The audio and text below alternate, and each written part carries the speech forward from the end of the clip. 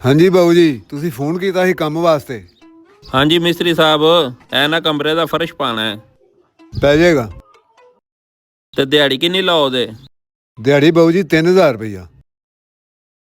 मिस्त्री साहब दूजे 2500 लेंदे ने, 3000 रुपया, कोई मेहरबानी करो। बाबू जी जे वारा खांदी जे ते ठीक है, नहीं तो साढ़े को कम बड़े।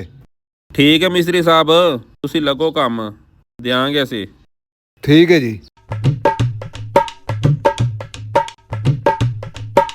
मिस्त्री साहब अज 12 बजे की खाओ दे?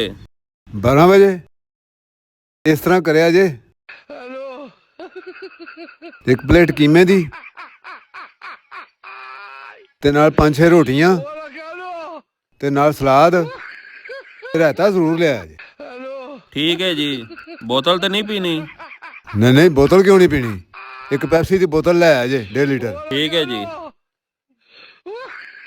हाँ जी मिस्त्री साहब, पै गया फर्श? हाँ जी पै गया जी।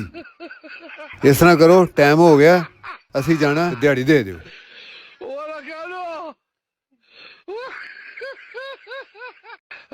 ए लो जी पैसे। बाबू जी किन्ने देन डे हो? 1500 रुपया। 3000 की गल हुई सी। ए वेखो, एक कीमे दी प्लेट नाल 6 रोटियां, एक बोतल पैप्सी दी, रायता ते नाल सलाद। ये 1500 रुपया तुहाडा बिल बनिया सी। 1500 रुपया हाँ कट लिया ते 1500 तुहानू दे दिता।